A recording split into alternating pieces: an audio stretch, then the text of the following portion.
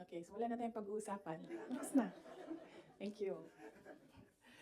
Okay, so saan ba ako magsisimula? Magsisimula ako sa, you have to bear with me ha. We'll start with 2021. 2021. Doon tayo magsisimula sa 2021. So, doon muna tayo kay PRD, then mag-move tayo kay BBM, and then we'll move to Martin Romualdez, and then merong isang person of that triangle, hindi muna natin siya i-mention because I'm waiting for more information coming out doon sa House probe bago ko i-mention yung pangalan niya. And then siguro a little of confidential funds. Okay? Okay. So 2021. Kasi madami ang nagsasabi na we are on this road to perdition.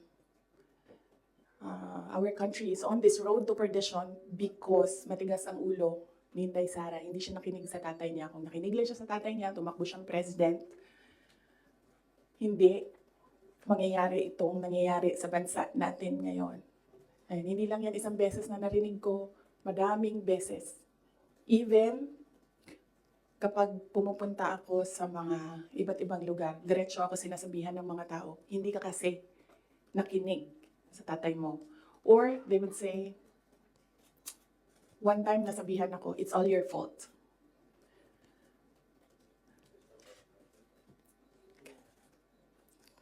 Alam niyo kasi, I don't like talking about my life. I don't like talking about my feelings. I only want to talk about my work. Kaya hindi ako nagsasalita. Pero ganito yung nangyari. PRD never, ever asked me to run for president. Yan yung totoo. 7 times niya ako pinuntahan sa bahay ng nanay ko, sa bahay ng asawa ko. Hindi siya talaga nagsabi sa akin na tumakbo ka for president. In fact, sinabi niya sa akin, huwag kang tumakbo for president kasi nanggaling ako dyan, mahirap siya na trabaho, anak kita, naaawa ako sa iyo to go through what I had to go through. Yan ang sinabi niya sa akin, paulit-ulit. And sino ang witness ko to say na totoo ang sinasabi ko? Yung nanay ko. Because sa 7 discussions na yon, nandoon ang nanay ko parati. Nakaupo, nakikinig, hindi nagsasalita. There was only one time, one discussion na nagsalita yung nanay ko.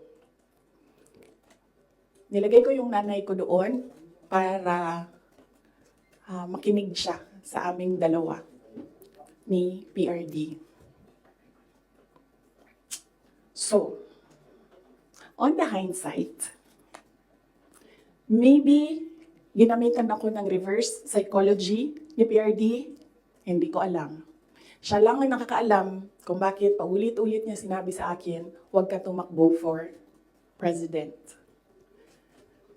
Kung magkaroon kayo ng pagkakataon na tanungin niyo siya bakit. Another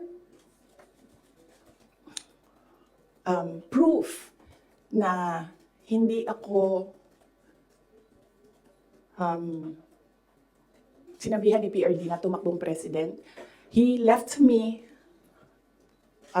document, 2 papers in a folder. Unfortunately, naiwan ko sa bahay namin ngayon. Dala ko siya dito sa Manila para ipakita sa inyo, pero naiwan ko siya sa bahay. Ang nakalagay doon, so maybe the next time na magkita-kita tayo lahat, dalhin ko siya. You can read, but you cannot take photos. You cannot take videos of the document. Nakalagay doon, in gist lang. Sa left side, nagsasabi siya doon, hindi si PRD. hindi si PRD ang sumulat nun, ibang tao. Nagsasabi yung tao doon, Sara should not run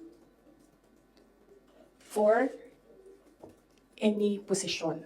Dapat si Bongo ang tumakbong VP. Yun yung nakalagay sa left side na document. Nakalagay sa right side na document, Sara should not run for any position. She should endorse Bongo Rudy Duterte for President and Vice President. So yun yung proof ko. Yun yung dala-dala ni PRD na document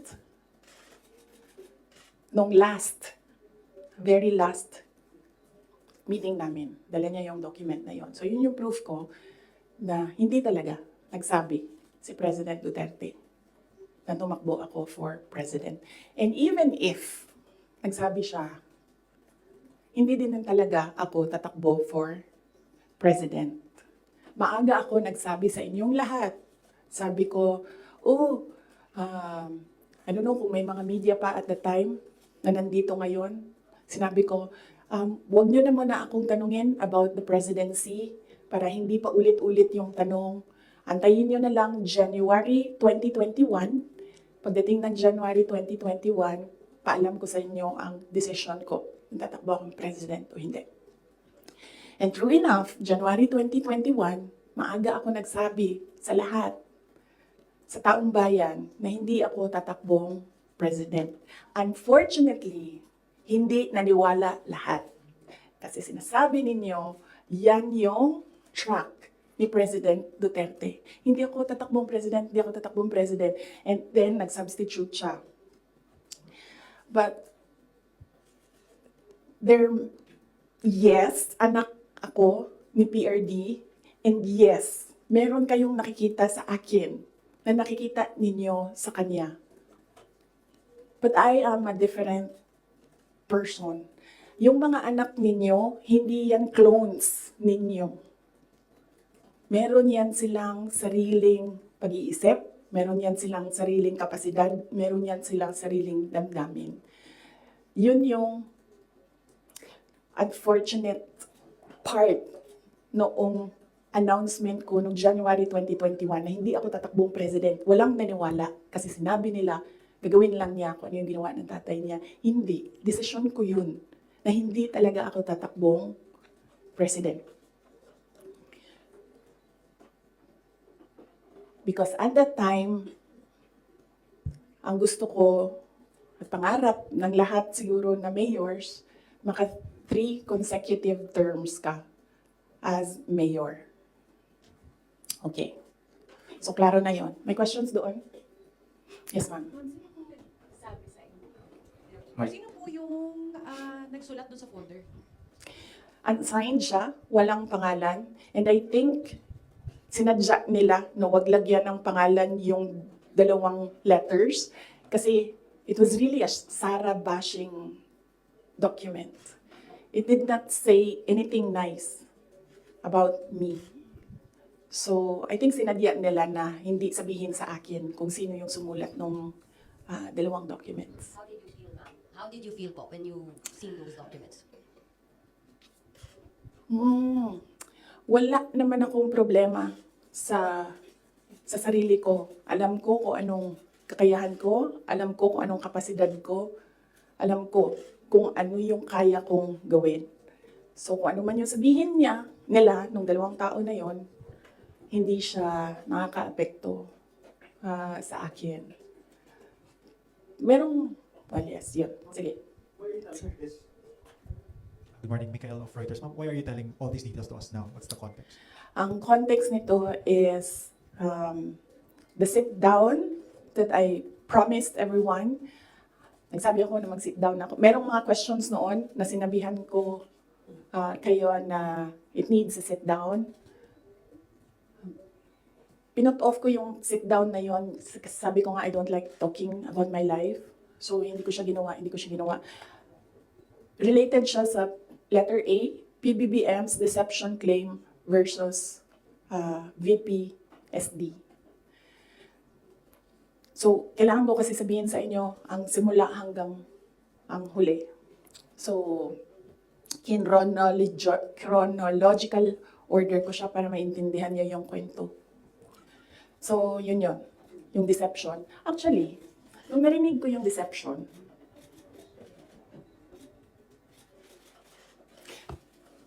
naisip ko pa, hindi ko na siya sasagutin.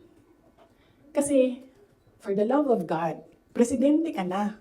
Importante pa ba yung nararamdaman mo? Di ba kapag presidente ka, hindi na importante yung pagod mo, yung luha mo, yung fatigue mo, yung stress mo. Hindi na siya importante. Because when you are president, importante dyan yung nararamdaman ng taong bayan. Yung bansa.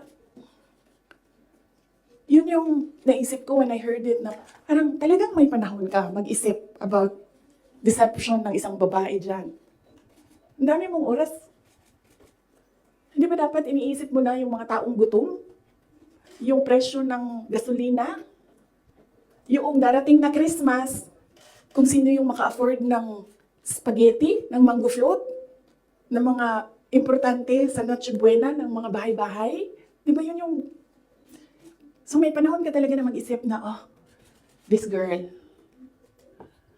So, inisip ko, hindi ko nasasagutin. Sandali lang hindi ako nagko-cocaine, pero sobrang lamig niya na yung sipon. Sir, mangi ang tissue.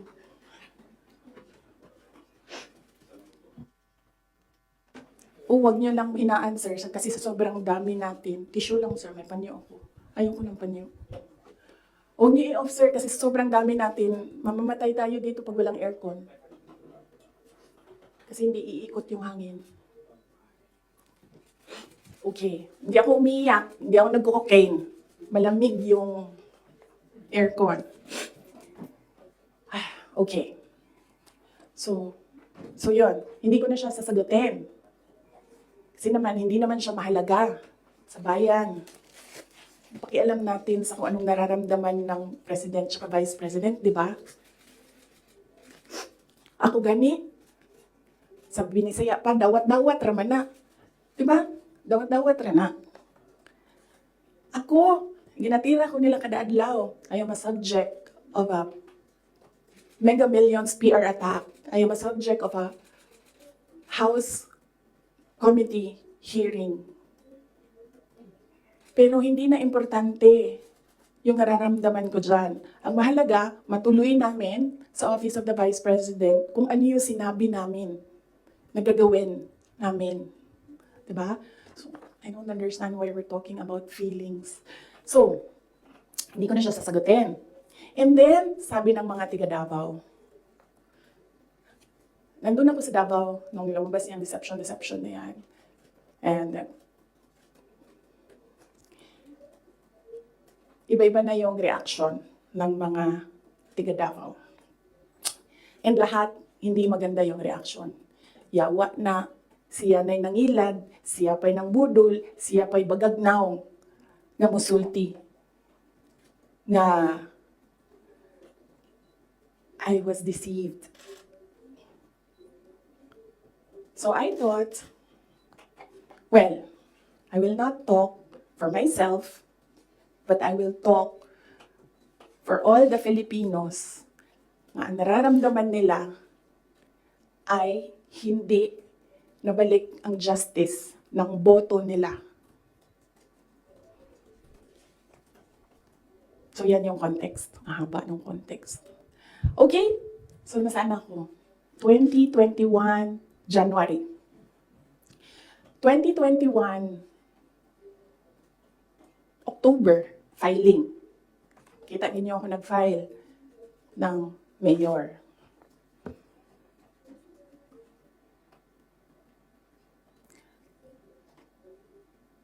Mayor talaga yung tatakbuhan ko. Masakit sa akin na naririnig yung mga tao na we are disappointed in you.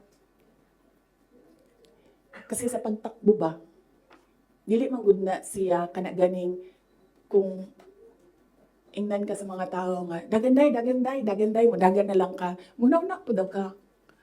Mudagan ko, presidente, ingani ang may tabo. Nagkaroon ako ng SWOT analysis para lang takbo o hindi. Diba? Lahat ng pumapasok sa opisina ko when I was mayor, meron akong paper nakahati ng ganyan. Okay, ikaw, oh, you give me a pro and a con. You give me a positive and a negative running for president. Ganyan yung ginawa ko. And unfortunately, mas madaming negative kaysa sa lumabas na positive. And honestly, sa totoo lang, sabihin ko sa inyo, ang number one doon na positive, ganito lang. Ganito kasimple. Pangarap ko, magkaroon ng effigy na sinusunog. Totoo yan. Because I feel na parang, wow, sino ba sa inyo, sino ba sa atin ang ginagawa ng effigy? Diba? Sino ba sa atin ang meron talagang tao na hindi matutulog ng ilang araw para gagawa ng effigy tapos susunugin? Diba? So naisip ko, oh, when I become president, meron akong effigy. And susunugin nila, and magpapapicture ako doon. Kasi hindi lahat ng tao merong ganon sa buhay nila. And then another positive was, mapupuntahan ko na lahat ng sulok ng Pilipinas. Makikilala ko na lahat ng mga tao, mga kababayan ko sa Pilipinas. Mapupuntahan ko lahat ng mga bansa na madaming Pilipino na nagtatrabaho doon, na tumutulong sa ekonomiya natin dito sa bansa. One of those positive things na nalista doon. Na nasabi ko, kung makapunta ako doon sa kanilang lugar, baka naman ma-inspire sila na gawin kung ano yung ginagawa sa Davao City. At the time, bago ako bumaba for mayor, Davao City, nabayaran namin yung utang ng Davao City. 0 ang utang ng Davao City. Number 4 kami sa competitiveness across the country among all HUCs. Number 8 kami sa pinakamayaman na syudad. Insurgency-free kami. Ang dami naming awards. If I remember the number right, 117 awards ang 2016 namin until 2022. Ang mga recognition namin sa lahat ng ginawa namin sa Davao. Hindi na nila kami matalo sa most child-friendly city in the Philippines. Nag-Hall of Fame na kami sa Davao. So naisip ko, baka naman, kung mapuntahan ko yung ibang lugar, may isip nila na, pwede yan dito sa amin. That will improve the quality of life of our kababayans. So anyway, saan ako? 20 October, nag-file ako. Pagdating ng late October, after deadline ng filing, tumawag sa akin si Senator Amy Marcos. Sabi niya sa akin, pwede ka ba tumakbong Vice President? Sabi ko sa kanya, alam mo, hindi ko pa narinig, ever, na sinabi sa akin na tumakbo akong Vice President. Sabi ko, bakit mo ako nire-request ngayon na tumakbo ang Vice President? And I'm happy that she was honest enough to say, kasi matatalo kami ni Lenny kung hindi mo dalahin ang Bisaya. It was very straightforward.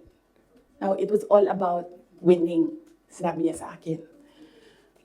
So sabi ko sa kanya, Bisaya naman din ang ato ang giistoryahan din tawagan ninyo si Bato de la Rosa. Ask him to slide down to VP, tumatakbo siyang president. And then ang answer niya was, nah. And then I told her, well, ask PRD to run as your vice president.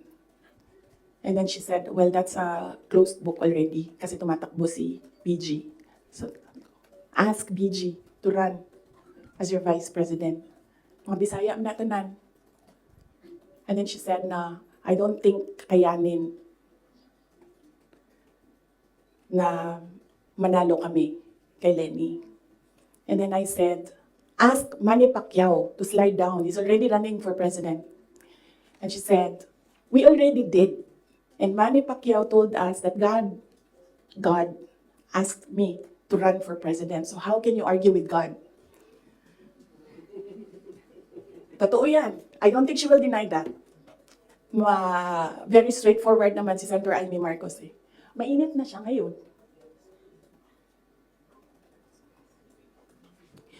So, I said, sabi ko, it's never been talked about. I need to talk to my family. And I need to see kung mananalo ba ako for vice president. Because I've never seen my numbers as vice president. And then she said, okay, let's talk about it. Ganyan. And then, early November, nandun ako sa Cebu. Pumunta ako sa Cebu, nakita niyo yun, di ba? For an event.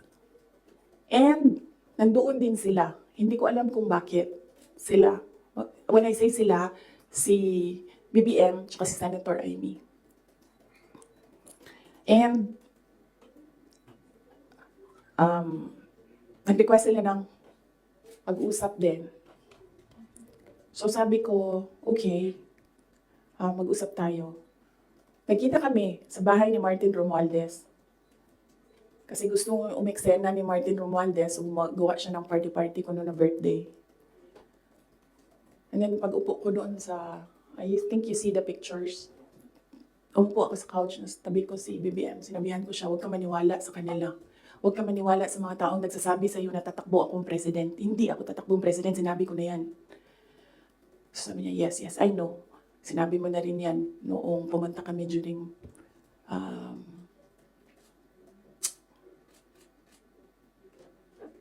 birthday ko.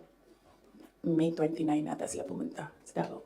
So okay na yun. And then we had another meeting na wala na si Martin Romualdez. Because, hindi naman talaga siya kasali. Sinisiksik lang niya yung sarili niya. Totoo yan. Papunta tayo kay Martin mamaya. Gusto niyo? Tawag sa kanya ng mga kasamahan niya doon sa house, Tambi!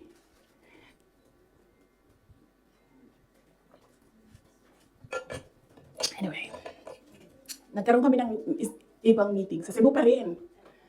Face to face.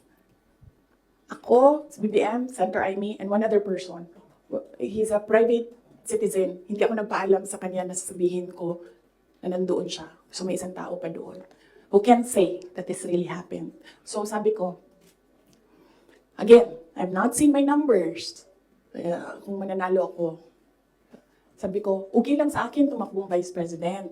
Sabi ko, number one, siguro ma-reduce konti ang disappointment ng mga tao sa hindi ko pagtakbong president. I think maiintindihan na nila.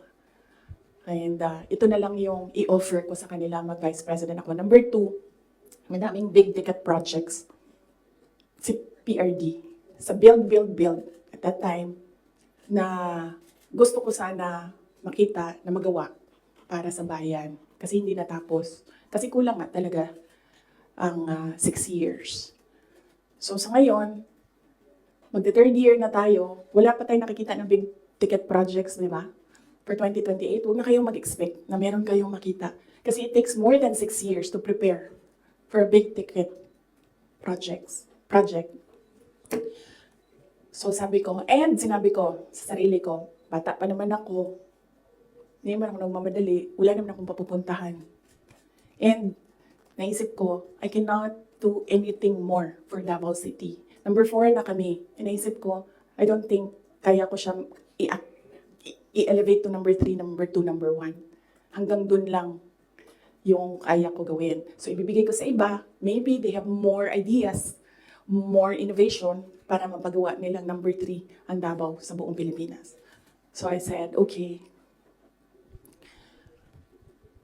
I need to see my numbers. Sabi nila, okay, we can do a quick and dirty survey. Sabi ko, sige. Sabi ko, gawin nyo. And then you come back to me kung ano ang nangyayari. So, nagpagawa sila, and then tinawag nila ako. Sabi nung nag-survey, ito yung survey, okay naman, sabi nung nag-survey, huwag lang kayong maghiwalay, mananalo kayong dalawa. Ito yun. Hindi pwede mag-picture, pero pwede ko ipakita sa inyo mamaya. Kinoveran lang namin yung mga private citizens dito, sa photo na ito. Dito, pinresent yung survey. May cover lang yung mga tao na private citizens. Ang nandito, Senator Amy, Governor Claude Bautista, Congressman Claude Bautista, former Mayor Luigi Quisumbing, Attorney Vic Rodriguez, Inday Sara, the infamous Vice President, BBM Sandro Marcos. Pwede nyo tingnan mamaya. Bawal mag-picture ha. Okay. So sabi ko, okay, balikan ko kayo, kausapin ko pamilya ko. Kinausap ko, mama ko. Kinausap ko yung dalawa kong kapatid, si Paulo at si Baste. Umupo kaming apat. Sabi ko, takbo akong Vice President, ito yung mga rason. Sabihin niyo sa akin, bakit hindi ako tumakbong Vice President? Wala man sila sinabi. Ang sinabi lang ng mga kapatid ko, anong matulong namin sa iyo? And then sabi ng nanay ko, okay, sige. And then, sumulat ako ng letter. In-address ko kay PRD. Sinabihan ko yung kapatid ko, si Baste. Kinausap ko siya. Sabi ko sa kanya, kaya mo ba ang gawing number 3 itong Davao City? Kaya mo bang saluhin? Kasi kung hindi mo gusto, di mo pa kaya, hindi ako tatakbong Vice President. Sabi ng kapatid ko, kaya ko, gagawin namin. Okay, tumakbo kang Vice President. So sabi ko sa kanya, okay, we're okay with you. Pakidala nitong sulat kay PRD. Sabi ng Baste, ginanon doon ni PRD, and then ginanon niya. And then he said, na, wala na akong masasabi. Diyan. So,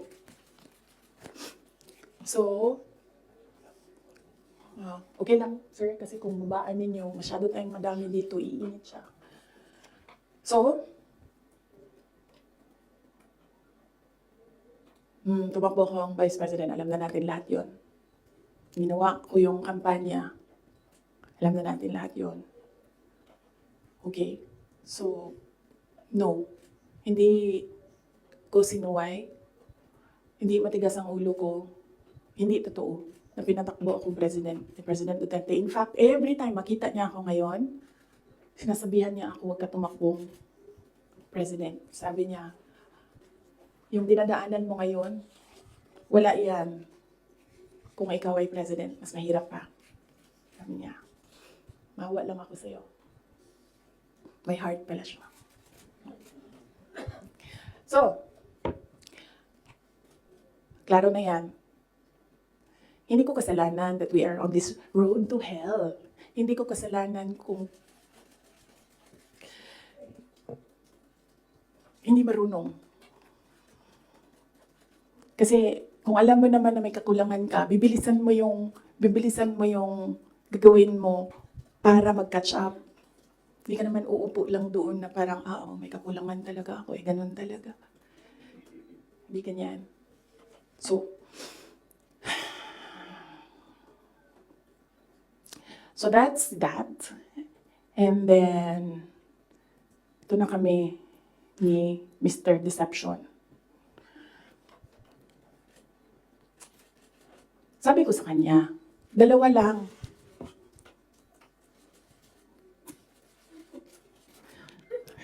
Para pantay. Dalawa lang. Sabi ko, dalawa lang. ang request ko sa iyo. If you win, 2 lang ang request ko sa iyo. And I think, I requested this na one-on-one kami online. Pero meron akong nabasa somewhere na merong nakikinig sa side niya. Kasi nag-post yung taong yon. Pero yun yung request ko at the time. Kami lang 2. Sabi ko sa kanya, pag nanalo ka, 2 ang hingin ko sa iyo. Unang-una, yung trabaho ko.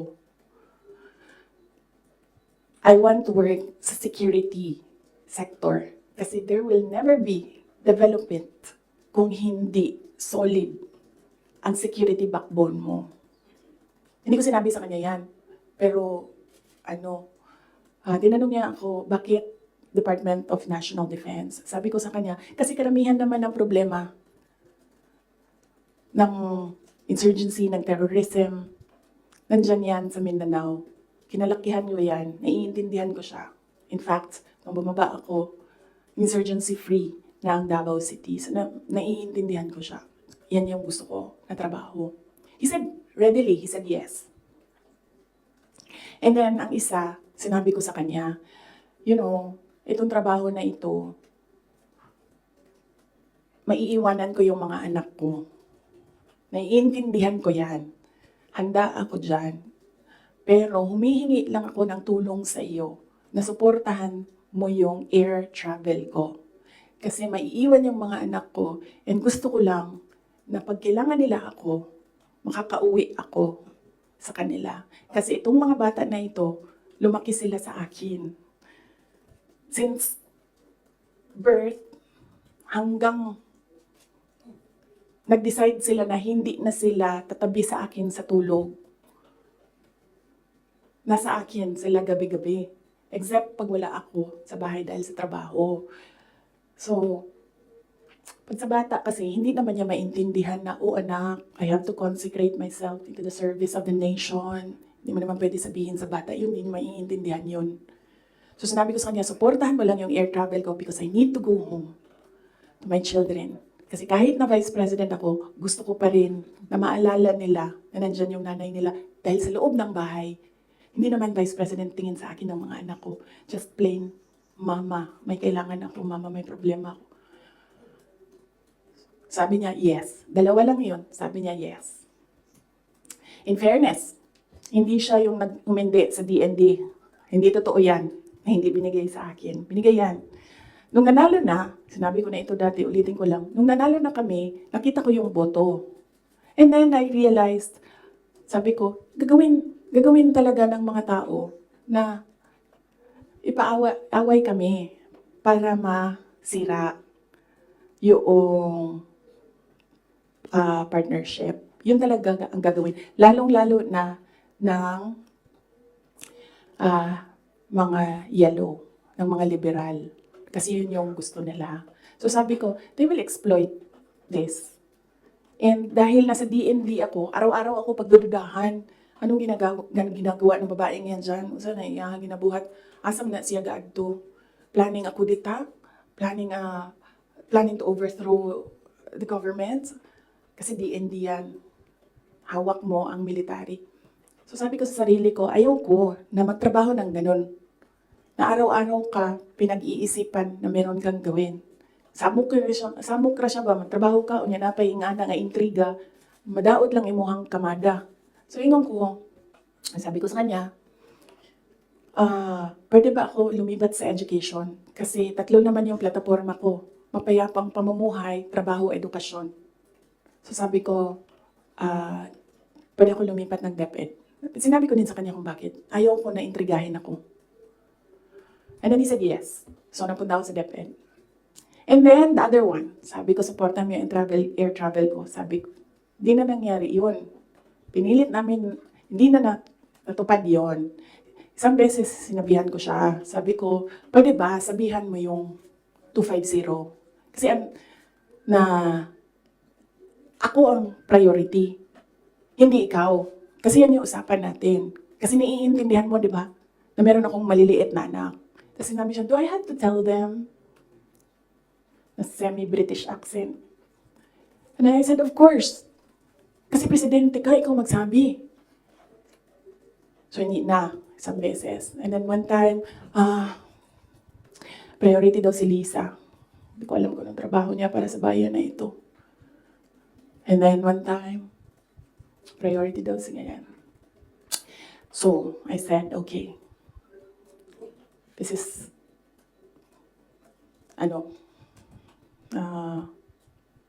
some form of insincerity.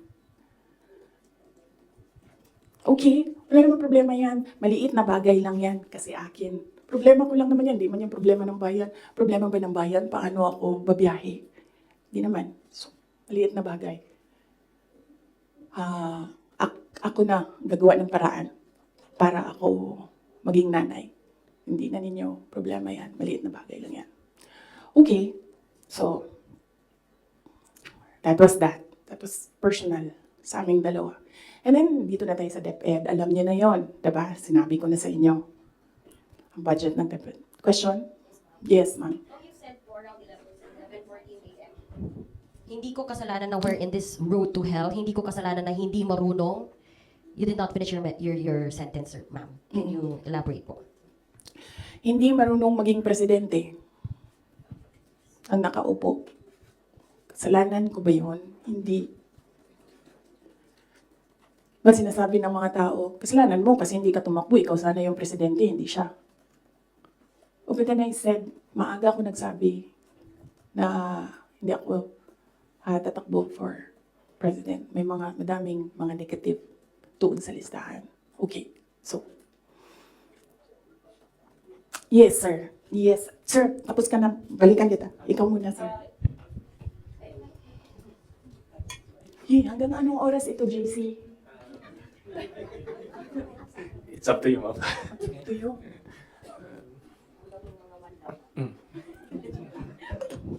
Okay. Madam VP, with all this revelation that, ayun nga, meron kayong mga request kay President Bongbong Marcos in case he wins, which is he won. And of course, yung conversation nyo with Senator Amy Marcos. Ngayon ba, do you regret teaming up with President Ferdinand Marcos during the 2022 elections? Alam mo, inisip ko yan. Naisip ko na yan. And then naisip ko kasi, ganito. Sila yung tumatakbo, diba? Tumakbo si BBM, tumakbo si Lenny. So, either lang naman sa kanila yung mananalo noon. Tapos mayor ako ngayon. Imagine natin, parallel world na either sa kanila ang president and then ako ang mayor. So, I'm sure, lahat ng mga nakapalibot sa kanila, magtitingin pa rin sila sa akin doon sa Davao City. Hahabulin pa rin nila ako doon sa Davao City because tinitingnan nila, yung mga nakapalibot sa kanila, wala na yan silang pakialam kasi president na sila, di ba? Pero yung mga nakapalibot sa kanila may pakialam kasi sila yung tumitingin ng future, sila yung tumitingin ng 2028. And then, meron akong realization yan because ang nagsabi sa akin yan, si former Senate President Manny Villar, sabi niya, wala kang kawala dyan. Saan ka man magtago, saan ka man pumunta, hahabulin ka nila kasi tinitingnan nila ang 2028. So, I don't regret running for Vice President. Kasi imagine nyo, kung mayor ako, tapos hinahabol nila ako ngayon. Diba? Napakadali nila ako i-suspend. Napakadali nila ako kasuhan. Napakadali nila ako tanggalin sa pwesto as mayor. Ngayon, hindi nila ako matanggal.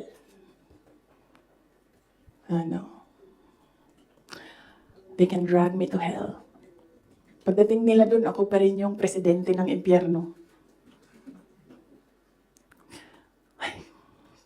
Yes. Lisa? Yes. Pahiram ako ng ballpen, lagyan ko lang ng note kung saan ako nag-stop kasi para alam natin saan tayo mag-start. Mamaya. Kung sinabi niyo po na hindi kayo nagsisi na tumakbo kayo for Vice President, pero nagsisi po ba kayo na nakipag-tandem kayo kay President Bongbong Marcos? Hindi man ako ni-request ni VP Lenny na tumakbong Vice President niya. No, hindi ko pinagsisihan yung pagtakbo ko as Vice President. And hindi ko din pinagsisihan na nakipag-tandem ako sa kanya. I'm sure merong rason ang Diyos kung bakit ako nilagay dito sa upuan na ito, sa ilalim ng seal na yan. Para rin siguro sa kanya, para kay BBM, or para sa bayan, hindi ko alam kung anong rason ng Diyos. Sometimes, or all the time, hindi natin nakikita ang rason ng Diyos. Nakukonect na lang natin siya kapag meron ng ibang nangyari sa buhay natin. Siguro, yun yung rason. Para, ganito, gawin ko, bullshitin ko sila ng bullshitin. Bullshit kayong lahat. Drag me to hell. Sorry sa sila muna ha, kasi hindi pa sila nakatanong. Ma'am, Mark Macalaran. good morning, Super General. VP. Since wala po kayong intention to run for Vice President from the very beginning, can we say na napilitan ba talaga kayo, and without yung call ni Senator Amy, masasabi niyo ba na nagamit lang kayo para lang manalo si President Bongbong Marcos sa pagkapangulo? Napilitan, hindi. Very rational yung decision making ko sa pagtakbo as Vice President. Sinabi ko kanina. Ganon din ginawa ko. Nilista ko yung positive, nilista ko yung negative.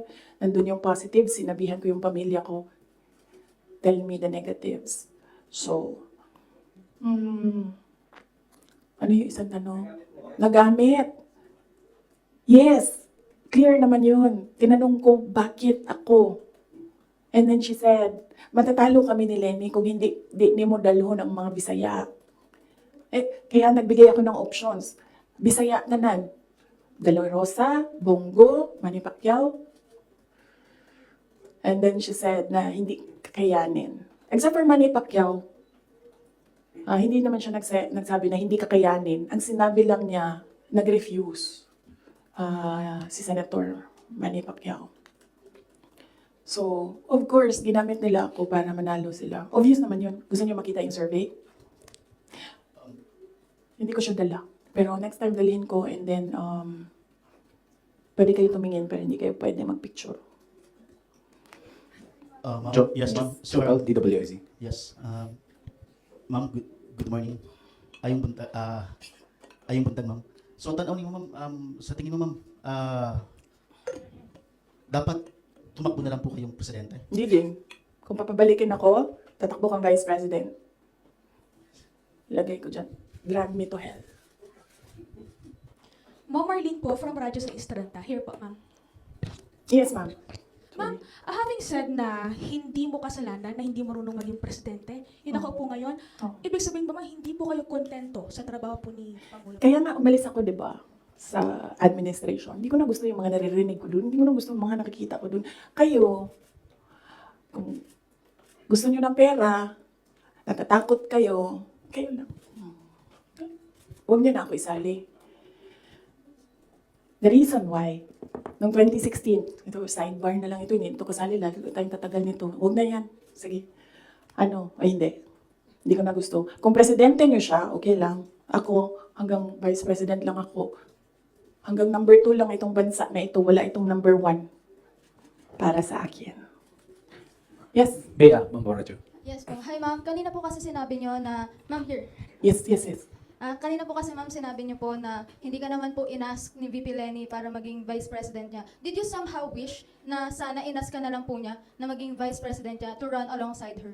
Hindi, ma'am. Uy, ginuukog og nidaog si Lenny. Doon, maghihapon na nila si PRD, di ba? Mag-ICC, gihapon na. Ay, samot na. Si Trillanes o si Lenny, magkauban man na sila. So, kung presidente si Lenny, ilahag hapon ng ICC. Alam niyo ba bakit hindi umuusad yung ICC? Kwento ko sa inyo next time. Masyado na kayong madaming material. Pwede natin i-cut ito.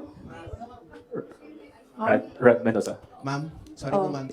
Ma'am, may hanging question ako sa inyo the last time kasi ito yung tungkol doon, yun nga, you're referring nga yung tungkol doon sa tandem ninyo with the President, BBM. And do you think po ba, may regret po ba din kayo? Kasi yung mga supporters ninyo were forced to vote for the President as tandem. Yun nga yung sinasabi ko before na, kasi may mga supporters din si President Marcos sinasabi na budol din sila sa Sino? inyo. Budol ako. Oo, nabudol din daw kayo nabudol din sila sa inyo. Parang gano'n sinasabi mga loyalista ni BBM na bumoto sa inyo as tandem. So, pwede na po ba masagot yun, ma'am, kung sa tingin niyo po ba bumaba yung pagbaba ng inyong suporta sa pagbaba ng suporta sa mga loyalista ni BBM ay enough or parang enough po ba sa inyo na or does it matter po ba na bumaba yung suporta ng mga loyalista ni BBM sa inyo? Hindi ko alam kung ano yung nire-refer nila na nabudol ko sila. Hiningi nila sa akin yung kampanya ko, binigay ko sa kanila, nanalo sila. So, saan doon ang budol? Nung tumulong ako sa administration, ang DepEd was what? Top 3? The morale of the teachers were so high na they were happy maghirap na magturo. Rain or shine doon sa mga classrooms. So, saan doon ang budol? Sa akin ba yon kung number 3 ang DepEd? Ako ba ang presidente? Hindi. Sa kanya yon. Cabinet member lang ako. Diba? Accomplishments ng DepEd. Sa akin ba yon? Hindi. Sa bayan yon. Accomplishment yun ng president. So, ang budol. Miss Aracel Garcia, Fuji TV. Hi, good Yes. this, Hello. yeah. During the time of your dad as president, he was not also having good terms with the Vice President Lenny, and now apparently parang naging ano na to, naging president yon on this administration as well. How do you feel about that? And my follow-up question would be, are you looking into running on 2028 as president? Okay. So, si PRD, in all fairness to the person, hindi yun nanggigipit ng tao. Hindi niya ginipit si Lenny Robredo. Tinanong ko, bakit 700 lang yung budget ninyo at the time? Kasi 700 lang talaga ang pinropose. Hindi natin alam anong rason. Yan yung sinabi ko doon sa budget hearing. Hindi siya nanggigipit. Sinuspend ba ni PRD o tinanggal sa pwesto mga politiko na kaibigan ni Lenny? Lahat ng mga tumatanggap sa kanya doon sa iba't ibang lugar, nasuspend ba yun? Nawalan ba ng budget? Wala naman. I don't remember anyone ever complaining na naalis sila sa pwesto kasi kaibigan nila si Lenny Robredo. Wala. So, hindi yan siya mahilig manggipit ng kalaban. Kung maalala niyo, kalaban niya sa politika. Hindi sa personal na buhay. Sa politika, si Speaker Nograles, never yon nagipit sa Davao City. Si Trillanes, yan. Mortal enemy niya si PRD. Si PRD thinks nothing of him. Pero, ginipit ba yun? Wala. Diba? Kita nga nandun siya kung saan-saan. Kita nga siya sa kasamang Lance Mego, Diba? Newswatch Plus. Good morning, ma'am. Hello. Good morning. Yes, sir. Good morning po. So, since we're on the topic of the 2022 elections, recently po kasi nagkita si Pangulong Bongbong Marcos at si Vice President Robredo sa isang event sa Sorsogon. And may sinabi po si BBM, si Pangulong Marcos, na this may be a step for political reconciliation. How do you feel about this meeting and that statement? Wait lang ha. And the 2028 question, ma'am. Oo. Sa sunod na lang yan, ma'am. Ano ba yung sinabi ko na date? Kailan nga ba yun? Fourth quarter of 2026. Fourth quarter of 2026. So, kung mag-advise ako kay Lenny, Ma'am Lenny, manood ka ng aking sit down. Yan lang. Wait, hindi ko na ituloy ito. Hello, good morning po, Sir Edison. Madam Vice President. Ang papa niyo po ang naggawa ng desisyon against all Filipinos na may libing si Marcos Sr. sa libigan ng mga bayani. Ano na po ang nangyari ngayon? Nakalimutan na po ba ng nakaupo ngayon? Maraming salamat po. Hindi ko alam. Pero isang beses sinabihan ko talaga si Senator Amy. Sabi ko sa kanya, kung hindi kayo tumigil, huhukayin ko yung tatay ninyo. Itatapon ko siya sa West Philippine Sea. Sinabihan ko si Senator Amy. One of these days, pupunta ako dun, kukunin ko yung katawan ng tatay nyo, tapon ko yan doon sa West Philippine Sea. I don't think sumagot siya. Hindi ko maalala. Nandun pa yun sa group chat. Merong mga nakakita. May ibang tao. Pero Senator Amy naman, kilala niyo naman siya, di ba? Diretso yun magsalita. Hindi din yan, hindi siya, she's I believe, a sincere person. Saan na tayo? Yes, sir. Hindi marunong maging presidente, presidente na nakaupo ngayon. You mentioned na hindi mo na gusto yung mga nakikita at naririnig when you were there. And second question, no, I'm genuinely curious because you had a long narration of what transpired from 2021 until 2022. And there was a lot of negotiating, there was a lot of political discussions on who to run, who will step down. But I'm genuinely curious, where's the public in all of these discussions? Where did you ever discuss policies, platforms? Because it's as if it's political families discussing the future of the country without regard for the public. And you mentioned that the context of all these of this press call is to give justice to the 30 million plus Filipinos who voted for you and President. Yes, oo. Unahin ko muna yung last question. Last question was, hindi ko alam sa kanila.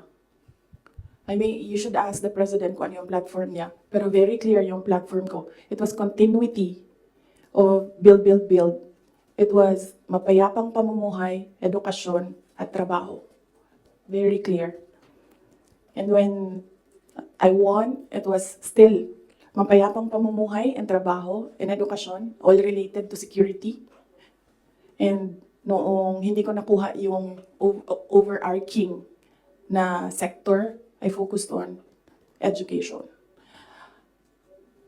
Siguro yan na rin yung sagot sa unang question mo. Paano ko nasabi na isubstantiate ko yung sinasabi ko? I don't ever remember may platform siya na sinabi kung anong gagawin niya para sa bansang ito. Di niya sinabi ano ang gagawin natin sa food security.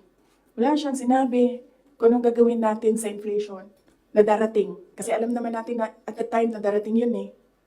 Kasi nakikita na, na-forecast na siya. So, yan yung pagsasubstantiate ko sa sinabi mo. I don't ever remember, may plataforma siya, I don't ever remember him discussing kung ano ang gagawin sa problema ngayon. Alam niyo noon, pag pumupunta ko sa 7-Eleven, expensive yan na tindahan, di ba? Ay, sorry, 7-Eleven. Pero yes, expensive sila. Kasi, ano sila, go-to. Mabilis ka makabili, nandun yung kailangan mo. 1,500 ko noon.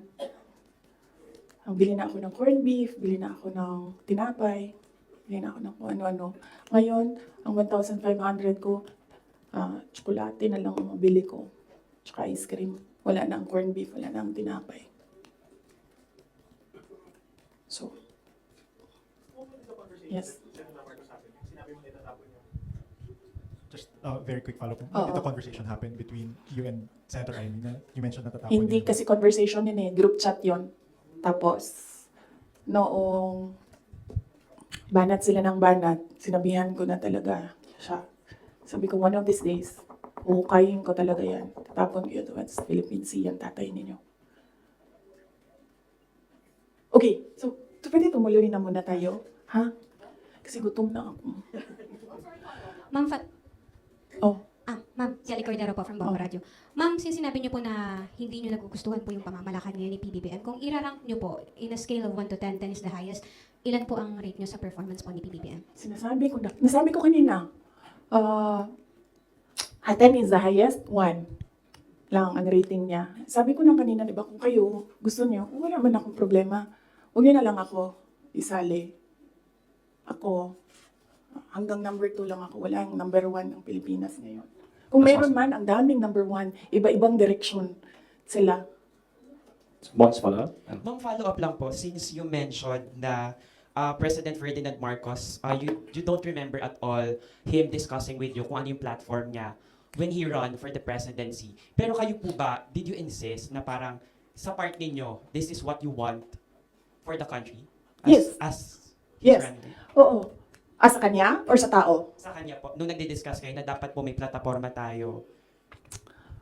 Kasi naman, di ba, ang expectation mo, pag tumakbo yung tao, meron siyang sinasabi na gagawin niya. And, pasensya na, pero nung nakaupo ako doon at the time, hindi ako nakikinig sa kanya. Ang naririnig ko lang, sama-sama tayong babangon muli. Apparently, yun lang yung naririnig ko. And when you say, sama-sama tayong babangon muli, you will do something to make this country the best that it can be. Kasi sama-sama tayong babangon muli, di ba? So, ibig sabihin, walang maiiwan. But apparently, madami ang naiiwan ngayon. Yun lang naririnig ko noon. Ang mali ko ata is nag-assume ako na when you say, sama-sama tayong babangon muli, nagawa ka ng mga bagay para sa bayan at para sa taong bayan. Nag-assume ako na ang gagawin niya ay mas maganda pa, mas maayos pa, mas magaling pa sa lahat ng dumaan na presidente. Sir, ako din kaganyan sa'yo. Tapusin na natin ito. Otherwise, hindi tayo matapos ngayon. Babalik tayo bukas, Sabado. Ma'am, ikaw lang yun at ako, ma'am. Sila, they want a weekend, ma'am. Wait lang. Yes, sir. Yes, sir. Yes. Yung sa political reconciliation kuno ni President Marcos pati ni dating former Vice President Leni Robredo, hingin ko na lang po siguro yung assessment nyo na bilang, ayun nga po, tumakbo kayo kasi ginamit kayo para manalo laban kay Leni kasi nga natatalo na raw sila. So sa tingin nyo, bakit po kaya ngayon nakikipagkita, bakit ngayon nagkakaroon ng movement towards political reconciliation habang nag-aaway kayo? Oo! Sabi, di ba, sinabi ko na yan ng budget hearing, ako na lang ba na isa na iiwan dito? Ako na lang isa na iiwan dito. Nagsama-sama na ang mga dayuhan, huwag niyo akong tanungin about foreign policy. Mga dayuhan, mga NPA, mga smuggler, mga drug addict, ang mga yellow, liberal, at sino yung isa? Administration. Sama-sama na yan sila lahat. Ako lang na naiwan dito sa kaya nga ito lang ang lamesa natin. Oh. Kasi ako lang mag-isa na. For what? I think, di sila ganahan siguro sa kuha. Tingalib di sila ganahan sa kuha. Nana mo ginong mga insecure. So, ang tagline ng OVP is, para sa Diyos, bayan, at bawat pamilyang Pilipino. Hindi na po ngayon. Starting today, ang tagline ng OVP is, drag me to hell. Sasakisan ko Rogis. Tama na. Tutuloy ko pa yung aking May pupunta pa tayo kay Martin Romualdez. After this, let's allow the Vice President to speak again. Oh. Sasakisan. Yes, sir. I just wish to have a question. If you didn't join Unity as a vice president 2 years ago in the election, do you think BBM could not elected? And do you think that was better result for people of the Philippines? And also, do you feel your contribution was underestimated or ignored by the administration? Contribution to the campaign, to the election. Okay.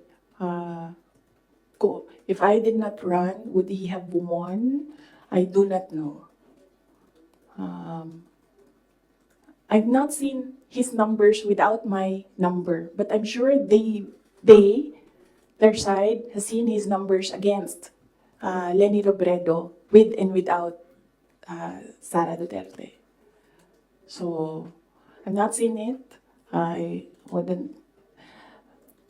maybe I think they know that they will not win because that was what Senator Amy said. We cannot win against Leni Robredo without Visayas and Mindanao. Yes. The other question is, Do you think if you didn't agree to be in a unit team,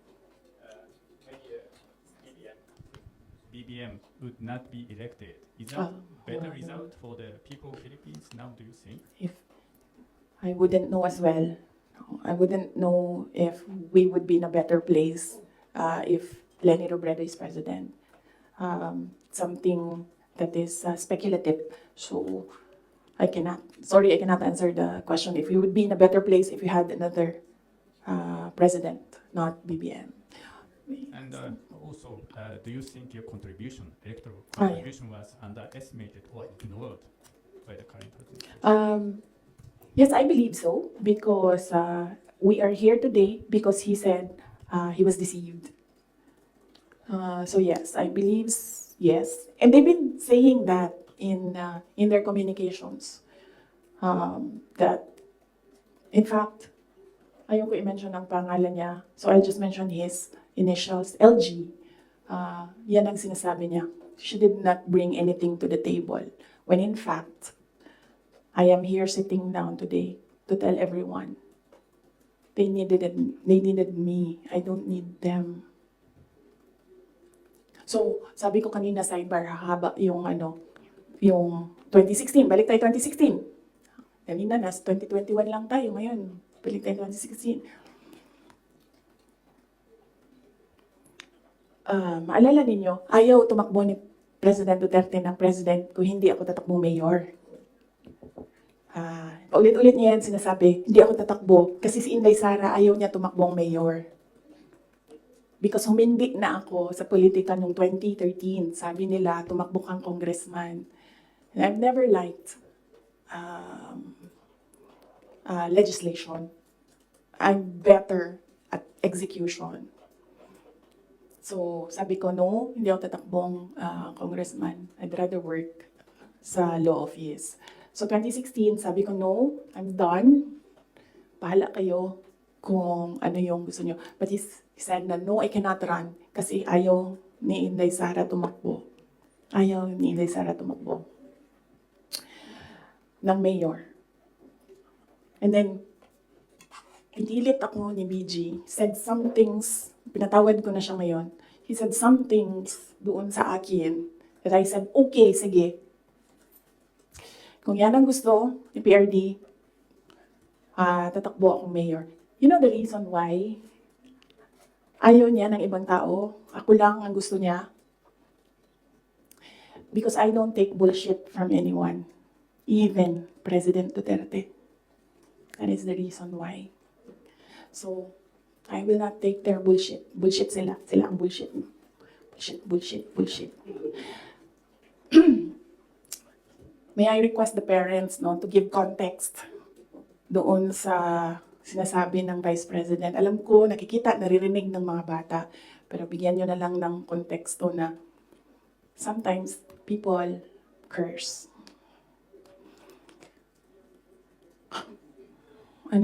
So DepEd. So, personal, and then, bakit ako nag-resign, umalis sa administration, DepEd. Alam niyo na yon. Sinabi ko na yan, 2 tao lang nagkukontrol dyan. Ulitin ko lang mabilis. Si Zaldico, Martin Romualdez. Kita natin yan.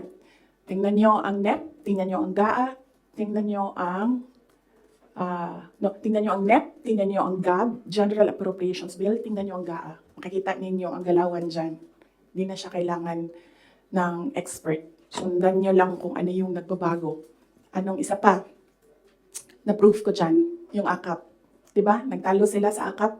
Sinasabi ng mga senador, hindi naman namin nakita yun noon eh. Sabi ni Saldico, o diba?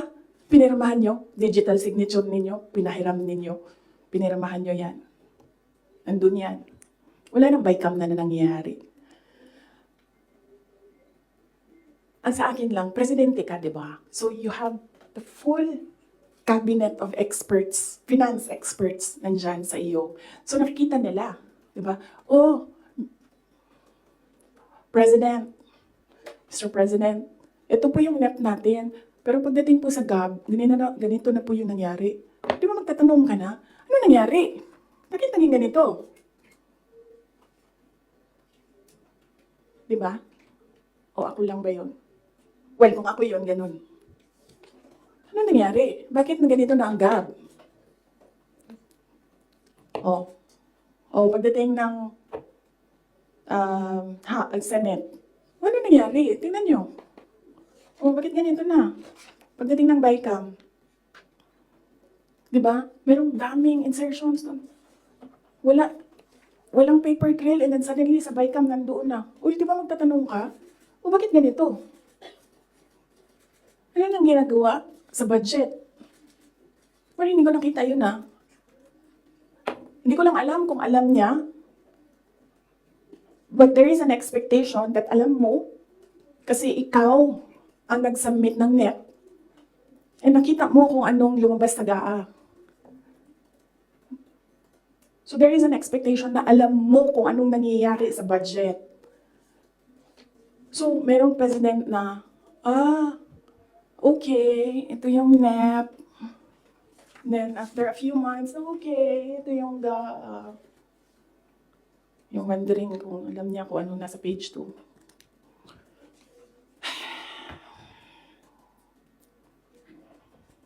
So, that's the budget. Ang huli is yung taong bayan. Okay? So, pwede ba, pag nakita niyo siya, sabihan niyo siya, alam niyo, don't ever mention her name or say na I was deceived by her, ganyan. Para hindi tayo nagganito ba? Ayoko yung pag-usapan, yung mga ganito na bagay. So sabihin niyo sa kanilang lahat, huwag niyo na lang banggitin yung pangalan niya kasi pag binanggit niyo yung pangalan niya, lalabas yung drag me to hell press con. Pwede naman sana tumahimik na lang, no? O bakit sabihin, kailangan mo pa sabihin na, nabudol niya ako. So, taong bayan.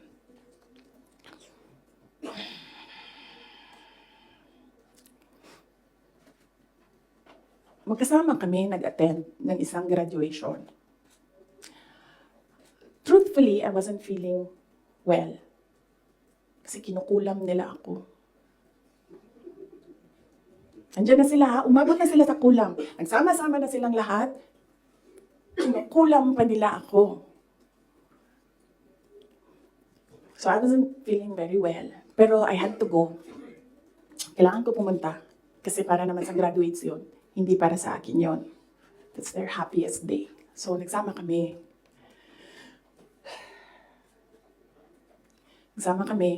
Katayo kami doon. And, merong isang graduate na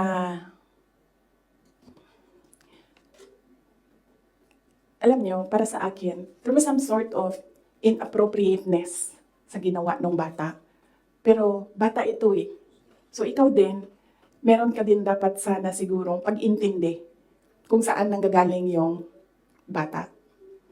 And ang reaction mo, ang response mo, should be so that the child will learn a lesson. So meron isang graduate. Sabi nung graduate, Mr. President, can I have your watch as a graduation gift? And narinig ko, tabi ako, di ba? Narinig nung katabi ko. Narinig nung katabi ng katabi ko. But apparently, this guy, di niya alam kung ano isasagot niya. So ang ginawa niya, pinaulit niya sa bata. What did you say? So this time, syempre bata, hindi niya alam ba saan yung inulit ng bata, louder this time.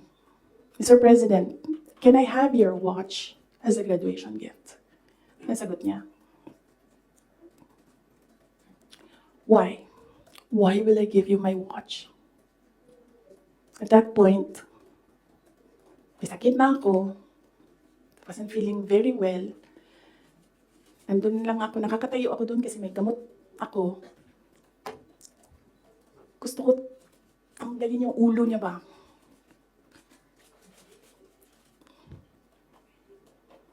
I realized toxic na yung relationship. And it did not help na itong dalawang katabi ko, tumawa pa.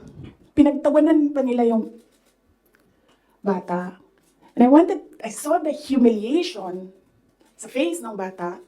I wanted to help him. Gusto ko sabihin sa kanya, itong relo ko na lang, relo ito ng Vice President, ito relo ng Presidente, pero I hope this will do. And then I realized na baka mas lalong mapahiya yung bata if I do that. So I just imagined myself cutting his head. Gusto ko, ganun din ang gusto ko gawin doon sa mga katabi ko. So na-realize ko, toxic na ito.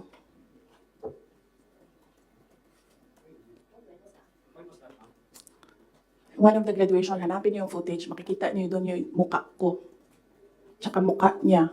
I-lip read niyo yung sinasabi niya. Why? Hanapin niyo yung footage, ma'am. Trabaho kayo konti, mag-research kayo.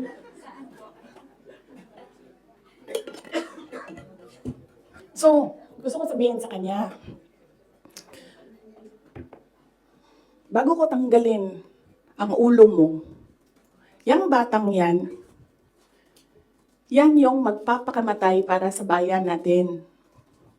Nag-aral yan ng 4 na taon, naghirap yan ng 4 na taon, walang tulog araw-araw para mag-training kasi mamamatay yan para sa bayan natin. Yan yung batang yan, ang mapuputulan ng daliri diyan sa fiasco ninyo sa West Philippine Sea. And then, I'll cut his head. So, doon, na-realize ko, toxic na, di ba? Ganyan na yung imagination mo. Ang imagination mo, sinasakal mo na yung tao. And then I said, this is over. Tapos na. And then, so hindi pa natigil. Doon sa Tamayong, sa barangay Tamayong, sa Davao. Alala niyo? Pinukpuk nila yung mga tao doon. Hinampas, pinukpuk. Doon sa diversion road ng Davao City, tiniergas nila yung mga tao doon. Isang tao lang ang hinahanap mo ha, bakit mo pukpukin yung 30? Bakit mo itirgas yung 100? Paano nag-surrender yung tao? Di ba kinausap lang? Kinausap lang siya. Mag-surrender ka. And then he said, okay, I will surrender. So anong purpose na pukpukin nyo? Yung tao na hindi naman niya alam na saan si Pastor Kibuloy, nandun lang siya, nagtatrabaho. Doon siya nakatira. Anong purpose? Anong purpose na i-teargas mo yung tao for expressing his desperation, his frustration, his anger? Para lang maghanap ng isang tao na in the end, paano nag-surrender? Kinausap. Nag-surrender siya. Kinausap siya. Walang napukpok, walang natirgas, walang nasaktan. And then, kailangan nyo talaga ganunin ang mga tao. And then I said, it's all over. So, umupo ako with the table ko sa DepEd at the time. And then sabi ko, sarili ko, okay, let's go to hell.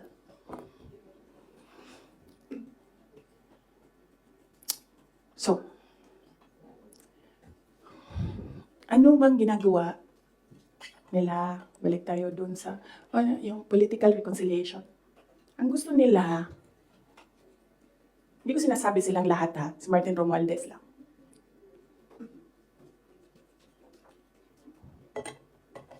Ang gusto ni Martin Romualdez, mag-president. Nakita ko yan. sa kanyang mata noong ilang oras na tayo? 1 hour and 31 minutes na yun nandito. Huh? I-cut na lang natin. Tapos next week yung Martin. Pwede, madami na kayong material, di ba? Okay na yun? Oh. Sige. Ang questions natin doon lang sa 1, 2, 3 ha. Sa personal, sa budget, sa DepEd, and kung the way he treats. Alam nyo, may red flag na yan noon eh. Nung kampanya, may red flag na yan. But unfortunately,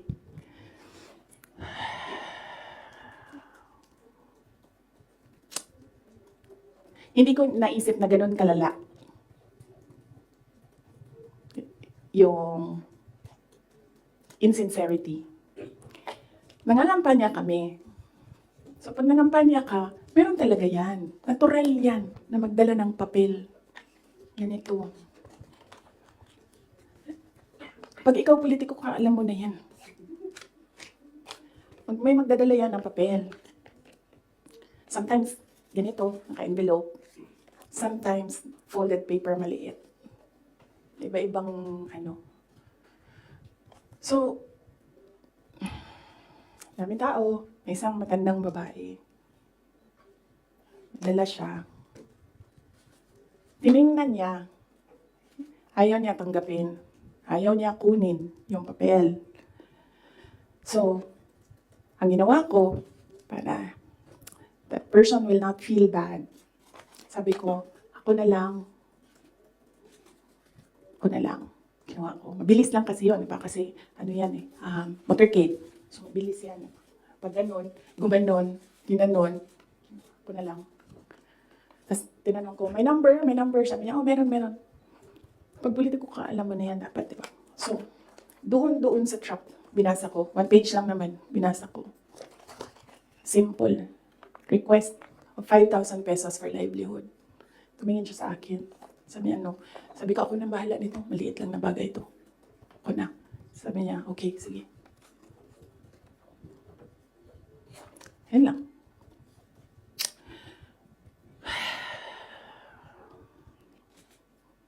Alam mo yun?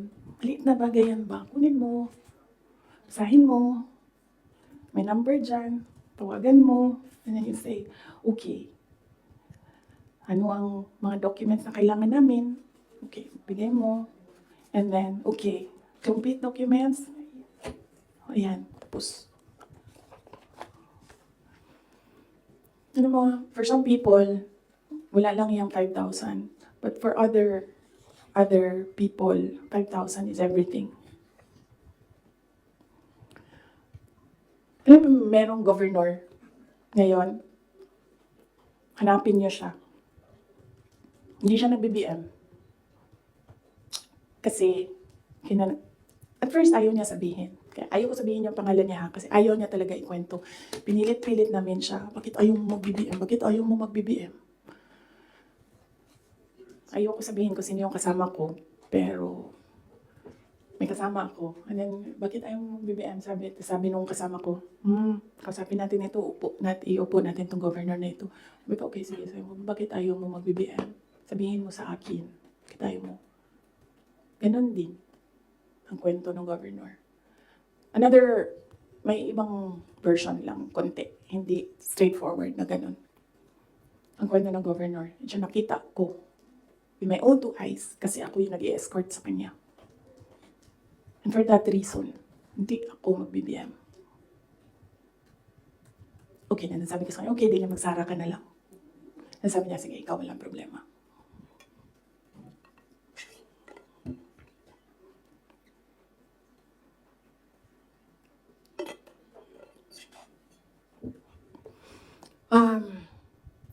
Sorry.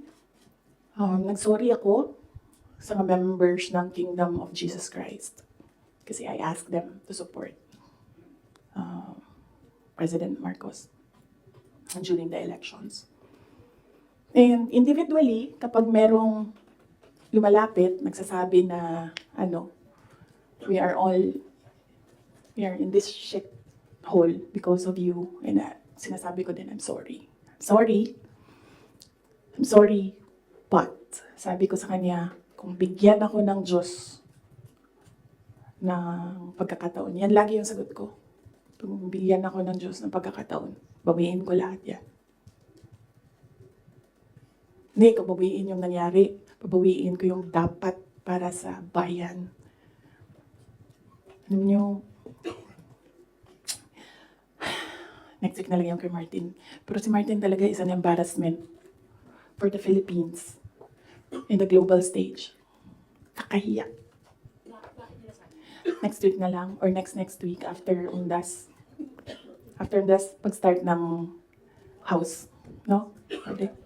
Pagbalik ng house. Kasi I think nakabakasyon pa sila. Ma'am, question na.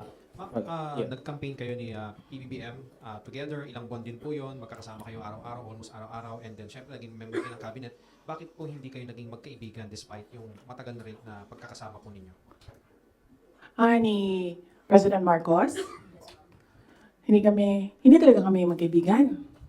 Nagkasama lang kami, unang-una dahil sa eleksyon, pangalawa dahil sa trabaho. Hindi kami magkaibigan yan. Isipin nyo ha, noon, nung tumatakbo pa, meron kaming group chat. Nandun siya.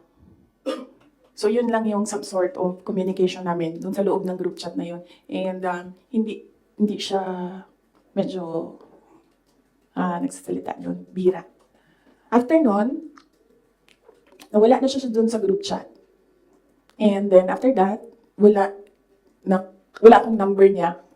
I'm sure may number siya sa akin. Kasi syempre nandyan yan sa mga staff mo, sa aid mo, diba? Yung number ng Vice President. Pero wala kaming some sort of communication. Nothing at all. Except nung magkasama kami para mangampanya. Yan lang. Sa labas niyan, wala na.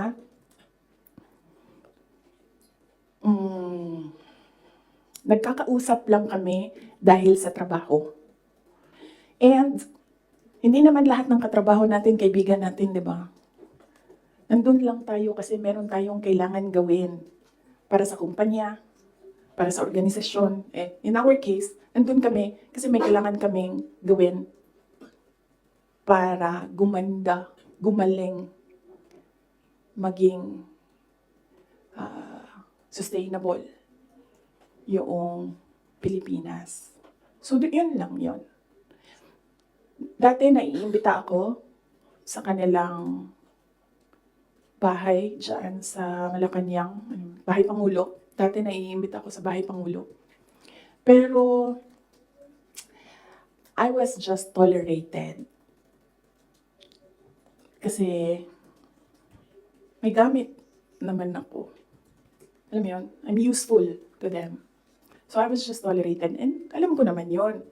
But wala naman problema sa akin yun. So as long as I can do my job sa DepEd, tsaka sa Office of the Vice President, mabigay ko lang yung promise ko, plataforma ko, promise ko sa bayan. Magawa ko lang yung kailangan gawin para sa education sector. Walang problema. You can tolerate me all you want. You can invite me sa mga gatherings nyo. Pero I knew I was tolerated. Because Lisa Marcos is another story. Unahin muna natin si Martin Romualdez. Kaya nga sabi ko, sabihan niyo sila, huwag nila banggitin yung pangalan ko. Yes. Is Lisa Marcos part of dun sa sinasabi niyong triangle kanina? Yes. Oo. Anong purpose ni Inday Sara? Ang magagawa ko sa bayan, I will call bullshit as it comes. Yan ang magagawa ko para sa inyo. Kung bullshit siya, sasabihin ko sa inyo, bullshit talaga yan. And, yes, as I said, huwag kayo mag-alala sa akin. Hindi ko kailangan ng pera. Kaya hindi ako madadala sa pera. Kasi, ang pinakagusto ko sa buhay ko, hindi siya nabibili ng pera. So kahit man meron akong 500 billion sa likod ko, hindi pa rin mabibili yung gusto ko. So hindi ko siya kailangan. And hindi ako takot That's why I said, you can drag me to hell all you want. Walang problema sa akin yan. Si Martin ba?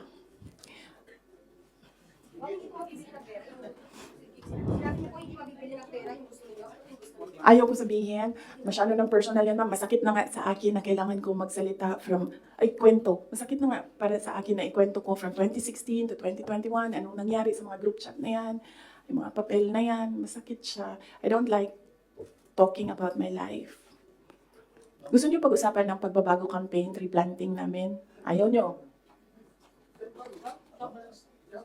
I understand po ma'am, nung 2022 to 2023, I mean, kasama kayo lagi ni Speaker Martin Romualdez sa mga events ni BBM. So, Yes. why, parang bakit, tapos yun na, before yung nangyari yung resignation sa lakas, after na resignation sa lakas, nakita ba kayo ni BBM na kanutin daw or holding hands kayo ni Martin during one of his foreign trips? So, why biglang nasuklang kayo bigla kay Speaker?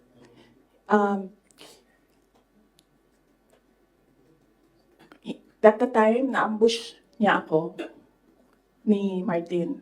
Tingnan mo yung footage. Di ba nakaganyan yung kamay ko? Kasi hinihila ko yung kamay ko. Hindi ko naman siya mahila pag ninaganyan, di ba? Nilalagyan ko ng force kasi hinihila ko. Hinihila din niya. So, naisip ko, okay, fine. Huwag na natin bigyan ng sakit ng ulo ang presidente kasi ang dami niyang kailangan gawin para sa bayan. Apparently, wala. Pero, at the time, huwag na natin, for me, sabi ko, okay, sige. Ayoko maging headache sa ibang tao. Ayoko maging pabigat sa ibang tao. Ayoko na maabala ang ibang tao dahil sa akin. So, at the time, although hinihila ko yung half-hearted din yun na ginaganon niya. So, okay, sige. May red flag din yan si Martin eh. Katabi kami niyan sa airplane nung kampanya. May sinabi ako sa kanya, may sagot siya sa akin. Pero yes, imagine niyo, meron tayong speaker na on record, on paper, in another country, na tumanggap ng suhol. Kaya. Baka na-elaborate lang po yung speaker on record. Ay, kailan ba yung speaker part? Kailan yung Martin Romualdez part? After November? After opening ng house, yes. Let's talk about ng confidential concept ng house. Regarding po sa DepEd and the OVP's confidential Ay, yes, as I said, antayin natin yung next hearing ng house, good governance. Masyado pa kasing, masyadong maaga sagutin sila. Walang lumalabas eh. Gusto ko lumabas so that pwede akong magsalita. Wala. Kahapon, wala naman. So, lawmakers were questioning about the... Yes. Ang position ko dyan, sa DepEd, hindi na ako nakikipag-usap sa kanila doon. Sabi ko, okay, nang bahala ko, anong gusto nyo gawin dyan. Pero dito sa Office of the Vice President, sinasabihan ko yung mga tao na kapangalan, kung ano yung gusto mong gawin, yun ang susuportahan ko. Kung ayaw mo umattend, susuportahan kita. Kung gusto mo umattend, susuportahan kita. Hindi ko pipilitin kung ano yung dapat mong gawin. Mag-decide ka, and then kung ano yung path, if you decide on the path that you will take, I will support you on that. So, hindi pa kami nagkausap nung merong mga subpoena, hindi pa kami nagkausap kung ano yung gusto nilang gagawin. Basta sinabihan ko sila, I will be with you every step of the way. Sinabihan ko din sila, kung ang decision mo ay magpa-detain, sinabihan ko din sila, sasamahan kita doon sa loob ng detention. Walang problema yan sa akin. Kasi hindi naman lahat ng mga tao kasi sanay sa pressure, sa stress. Hindi sila sanay sa mga ganyan na ilalagay ka sa national TV, papahiyain ka. Hindi lahat ng tao nakakapag-isip ka agad kung anong gagawin, kung anong sasabihin. So some of them really are saying na pa-detain na lang ako. And then sabi ko sa kanila na okay, walang problema yan. Samahan ko kayo sa detention. Sorry, on the issue of budget naman, since parang final na sa House part ng 733 million, what would that mean for the OVP satellite offices? would that mean like a total shutdown of the 10 OVP sa Canada? Inaantay namin yung GAA. So, pag nandyan na yung General Appropriations Act, alam na namin kung ano, ilan. And then meron na kaming mga options ngayon. Unfortunately, hindi namin siya ma-finalize yung mga options namin kasi hindi namin talaga nakikita kung ano yung nasa batas. Hindi pa kasi batas yung GAB. So, antayin namin, pag nakita na namin kung ano yung numbers, then pipiliin na namin anong options para sa Office of the Vice President. But rest assured, patuloy yung trabaho ng Office of the Vice President para sa bayan. Kung ano man yung kaya namin base sa kung ano yung budget, ibibigay namin yan sa taong bayan. Ma'am, can we explain lang po? Last question, please. Good government committee hearing, lawmakers were questioning po about the 16 million pesos po na dinasta ng OVP, particular confidential funds in 2022 po, na nagasta 11 days para daw sa rental ng safe houses. One lawmaker even asked po na yung 5 million naman po na nagastos ng 2023 sa third quarter po ng OVP confidential funds, nagastos lang po sa loob ng 79 days. So parang nakakapagtaka rin daw po sila na bakit yung 16 million pesos nagastos po sa loob lamang ng 11 days. So, Ma'am, can you give us an explanation po kung paano po ba nagasta nga raw po itong particular confidential funds po? Okay, sige. Last question na yan. Last question na yan. Last question. Okay. Unang-una, nag-explain kami lagi sa Commission on Audit kung paano ginastos yan. Lahat ng hiningi ng Commission on Audit, binigay namin. Meron kaming mga hindi nabigay, sinabihan kami ng Commission on Audit, kailangan namin yan. So, we fully cooperated and participated and submitted to the Commission on Audit with regard to the confidential funds. Alam niyo, hindi nakakapagtataka sa gobyerno ng gumastos ng millions araw-araw. Kami doon sa DepEd noon, pumipirma kami billions in one day para maglabas ng pera. So, hindi nakakapagtataka ang 5 million, 10 million in a day. Pirma lang yan. Tapos lalabas na yung pera. Ibabayad na yan kung saan yan ibabayad. And then, babalik na yung documents para sa ganyan. Ganun talaga ang gobyerno. Gumagastos siya everyday para sa mga projects niya. And sometimes, it's not millions, billions ang pinipirmahan ng mga opisina ng gobyerno para sa projects. Okay? Yes. Maraming salamat. Sabi ko po mas mahal pa po yung ginasta sa safe houses po na yun. Parang sa luxury hotels, sa mga mamahaling kondo po sa Metro Manila.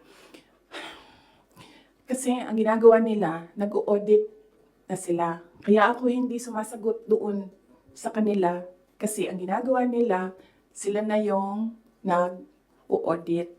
Hindi naman yan tinanong ng Commission on Audit. Ang hiningi lang ng Commission on Audit, ano yung documents para sa mga expenditures. So, sinabmit namin yon.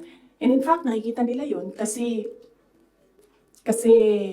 sinubina nila lahat ng documents. The thing with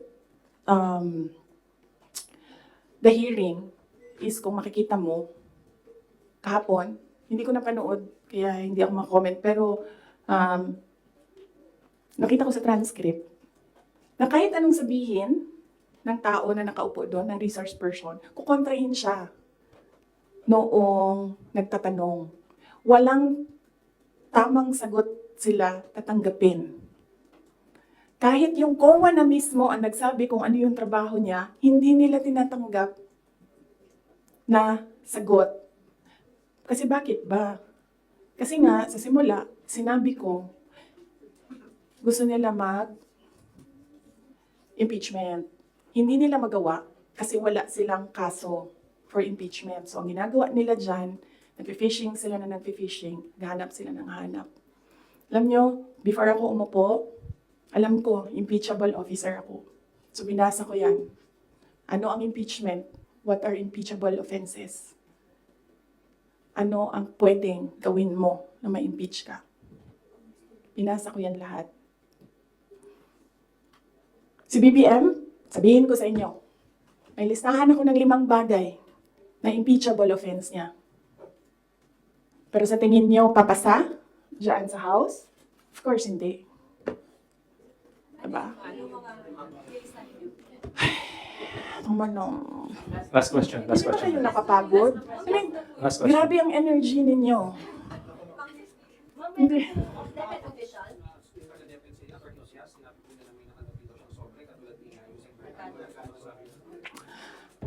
Yung envelope na yan,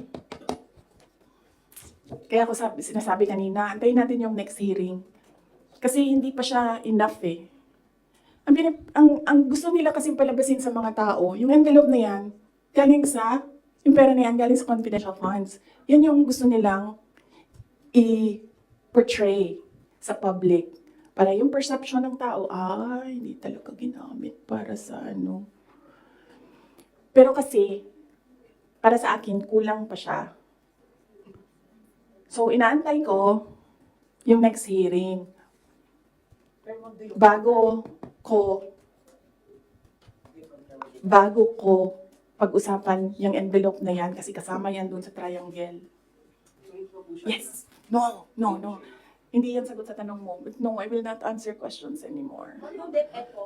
Yes. Marian. Thank you. Thank you. Thank you. Meron daw pinasang certification ng DepEd na galing sa mga soldiers na pinapalabas na yun sa iyo. Totoo ba yung ginamit ko yung Hindi ginamit ang confidential funds sa AFP. Hindi din siya ginamit sa YLS. Ginamit siya supporting information doon sa mga areas kung saan may nakuha na reports na at risk ang mga bata. Walang binigay na CF sa AFP. Walang binigay na CF sa YLS. Yung YLS lang ang tinanong. Sinabi namin, ito yung areas at risk. Sabi ng AFP, okay, gawa namin ng paraan. Based on information we gathered doon sa baba. Antayin natin yung next hearing. Antayin natin kung ano yung sabihin doon. Tapos isa-isahin natin siya. Okay. Yes.